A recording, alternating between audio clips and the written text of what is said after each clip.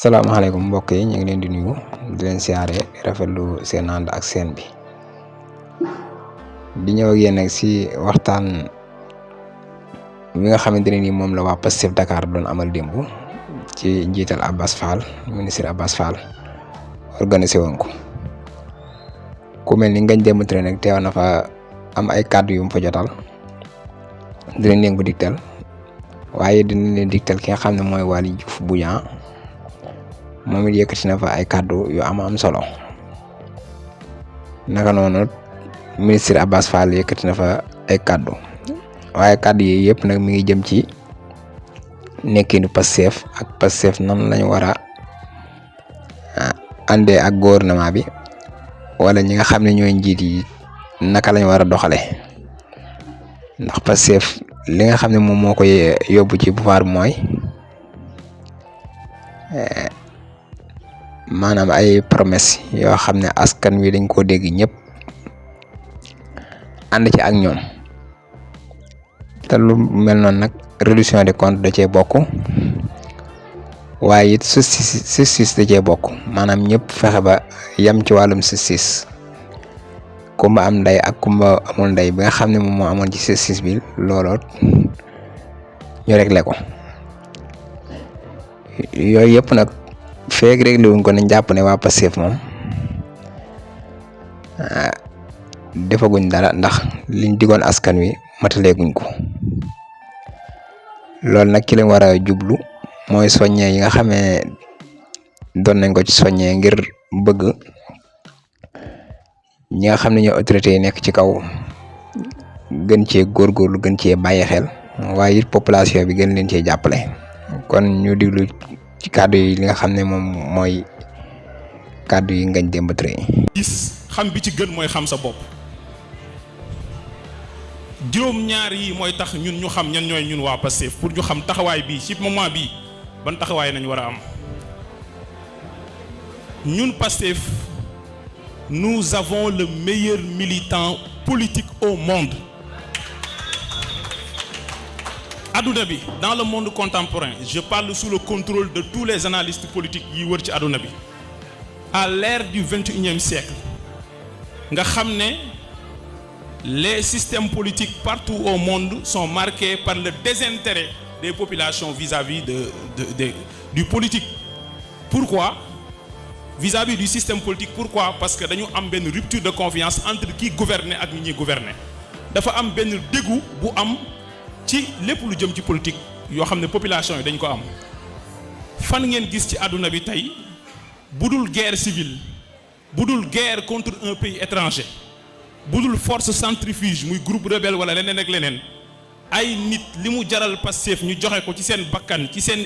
alal ci seen énergie ci seen liggéey ci lépp lu ñu am pour fexe ba seen projet politique réussir loolu waa Pastef rek ñoo ko sañ ci àdduna bi amul ci jamono ji ñoo xam ne ci système politique démocratique dans le cadre d'un exercice démocratique ni ko Pastef defee avec un engagement. Donc nous avons le militant le plus engagé et le plus sincère au monde muy benn ñaareel bi mooy nous avons le meilleur parti politique au Sénégal. Meilleur parti politique boobu nag moo may permettre ma wax ci ñaar la mooy ñaareel bi ak ñetteel bi nous avons le parti le plus structuré de ce pays. sànq Abass Fall mu ngi ma koy wax bi ñu jugee ci élection présidentielle 2019 président Ousmane Sonko daf ne lenn rek moo des pour ñu jot ci réew mi il nous faut un appareil politique solide et à travers les structures de base muy cellules yi dans tous les quartiers et villages sections yi dans les communes dans les coordinations départementales comme Dakar sections universitaires yi les sections et les coordinations de la diaspora Pastef ni ñu ko tëggee de façon structurelle il y a un véritable génie derrière te loolu mu ngi passé ci li président Ousmane Sonko doon wax keroog bi ñuy installer le conseil national mooy un mode de structuration binaire mooy une structuration à la fois verticale mais horizontale verticale dans le sens que instances yi nga xam ne ñoom ñooy les instances délibérantes muy congrès bi war a teniru le conseil national qui est une instance délibérante restreinte dem ci instance exécutive bi muy conseil muy bureau politique wàcc ba ci base bi dafa am benn système fluide buy permettre la circulation de l'information loolu moo tax ñu mun a am un appareil politique solide. jërë ngeen jëf kon noonu ko Ngagne Demba Touré waxee parti Pastef moom mooy parti bi mais parti du monde bu ñu neexee ñu waxe ko noonu parce que da nga xamante ni moom la parti bi si biir parti bi ni muy doxee ak ni ñu ko tëggee neewaana nga gis parti boo xamante ni dina doxee noonu surtout parti boo xamante ni moom mooy cotiser di financer joxe seen deret mën naa ne ñenn ñi joxe seen bakkan lépp procès bi nga xam ne moom la parti bi taxawal jaral leen ko gisaguñ parti politique boo xam ne noonu lay doxee wala noonu la tëddee kon ñu diglu Waly Diouf Bodiang propos yi nga xamante ne nii joxe na ko surtout ci diggante APR ak parti Pastef ci doxalin bi nga xam ne moom la ñuy amal. dañoo war di dajaloo parce que nous avons aujourd'hui un grand défi. Nous avons sorti ce pays dëkk bi dañ ko fekkoon ci guuta gu méttee métti avec Macky Sall ñu ñëw sous la houlette du président Ousmane Sonko nous avons proposé la candidature du président Bassirou Diomaye Faye qui est passé mu doon une grosse responsabilité.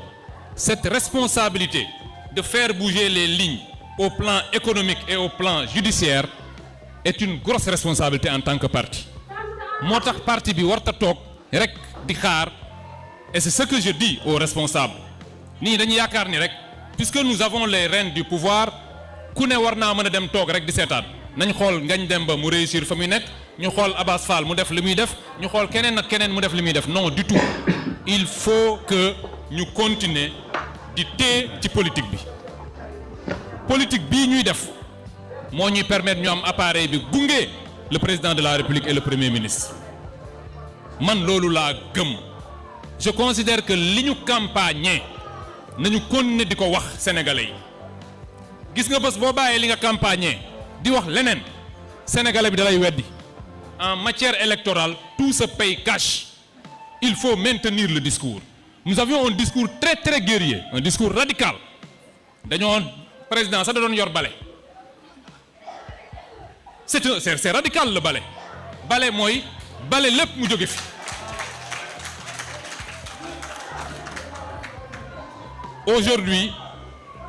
aujourd'hui man li ma jàpp gëm ko mooy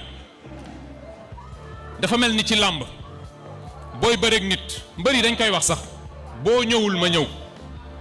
ñun nag dañ jàkkaarloog kulunaa yi waa APR ñuy yox-yoxi ñëwuñu ñoom commencé nañ ñëw man loolu laa jàpp parce que bu ñu demee ci dëkk bi ba APR commencé waat di réorganiser wu Macky Sall toll fu muy toll di nommer ñeneen naan leen kii mooy téye lii kee mooy téye lale c'est parce qu'il a encore de l'espoir que son parti va continuer à exister man de wax naa ko duma ci tàyyi pour man APR bu doon man rek la parti boobu disparaître na bu yàgg parce que ñun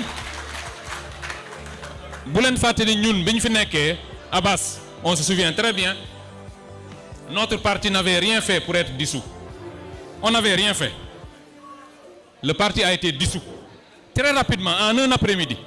dañoo génne dissolution bi rek appliquer ko immédiatement dem tëj suñu siège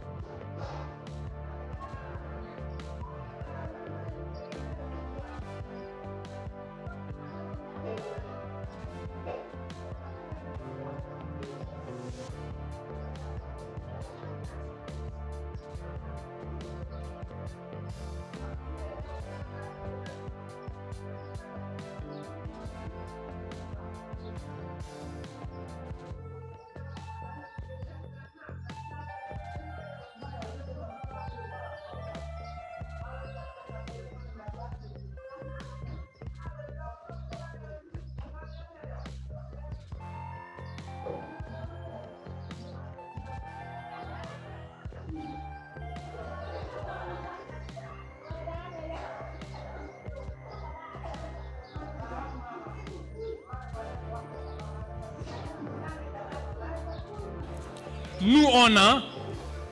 80 raisons de dissoudre de dissoudre l'APR parce que fii amul benn sénégalais booy laaj ne ko ndax APR jëloon na ay nervis oui ou non tous les sénégalais le savent ce parti ne doit pas continuer à exister man nag duma ci sonn c'est mon combat je considère que il faut que dans les siècles qui viennent sénégalais bu ñëw lire l'histoire du Sénégal mu xool daal ne ah en 2023 2024 2021 2023 il y a un parti qui s'appelait Alliance pour la République qui avait recruté des nervis qui avaient tiré sur les Sénégalais lan moo leen ciy fekk ñu ne ce parti là boobu la disparaître mais mënuñu toog dans 50 ans ñuy raconter l'histoire en intégrant ce parti dans ce que nous faisons donc man dama jàpp ni aujourd'hui et le discours des Sénégalais dañ di déglu Sénégalais yi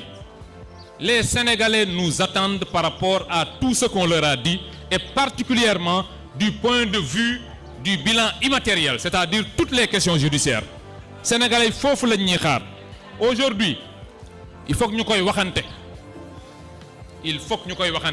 sur ces questions-là bu ñu amul un bilan conséquent en 2029 ce sera extrêmement compliqué man loolu mooy sama combat loolu moo tax ma sonn ci. noonu ko Waly Diouf bu ñaa waxee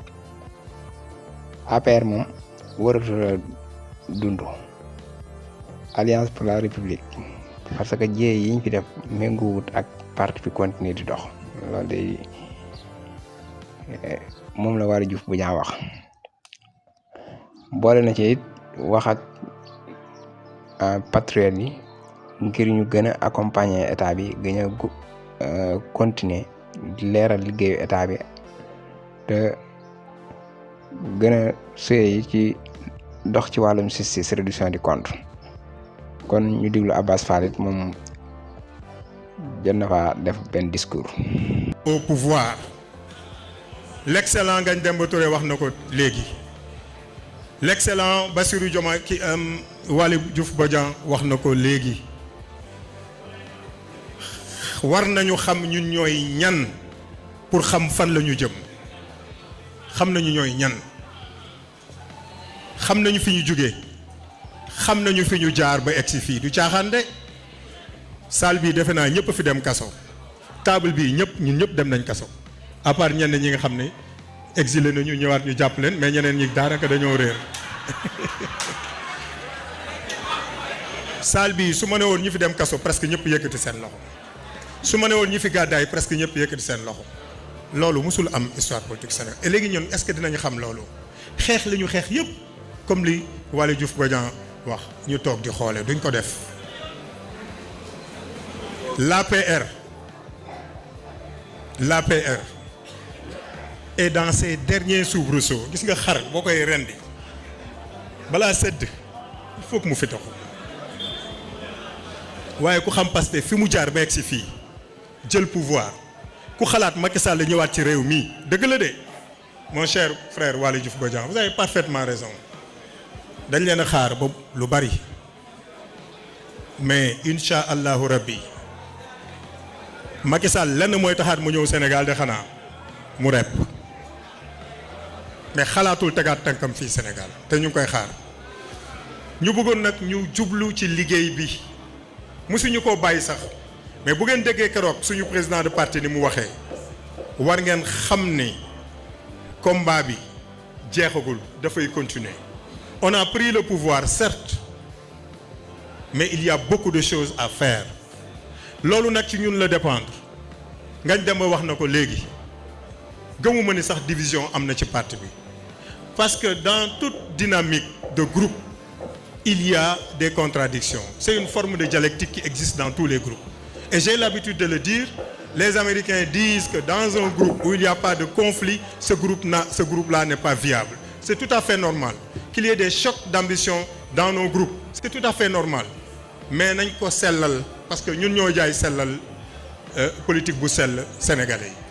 yi et pour l'essentiel mën nañu xuloo suñu biir mais quand l'intérêt général est là devant nous c'est ça la force de Pastef nous taisons nos différences et nous nous regroupons pour un seul et même objectif ci loolu la ñuy woo ñëpp Pastef Dakar ngeen may ma féliciter les coordonnateurs qui sont là. Aujourd'hui nous sommes le 27. Activité. jërë ngeen jëf mbokk yi lii mooy lenn ci kàddu yi nga xam ne jot nañ leen ko jukkil ci waxtaan wi nga xam ne doon nañ ko amal démb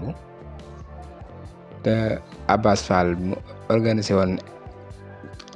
ab jataay woowoon ci waa Pastef Dakar responsable yi yu Pastef yi ci bari teewoon fa am ci ñu jot a jël ay kàddu ku mel ni Ngagne Demba Touré jël na fa ay kàddu waaye Waly Diouf Bodiang jot na fa jël ay kàddu moom it Abass Fall mi nga xam ne moo doon tëj jotaay bet jot nañ leen indi lenn ci ay kàddu yi nga xam ne yëkkati na ko fa ña fa teewoon am na ñu doon sàkku ci moom ngir mu fësal candidature am di 2027 ci liste maire Dakar waaye lim ci tontu mooy moom xëccoowut daa bokk ci parti bi am ay kilifa yooyu ñooy tànn kan mooy nekk ci liste bi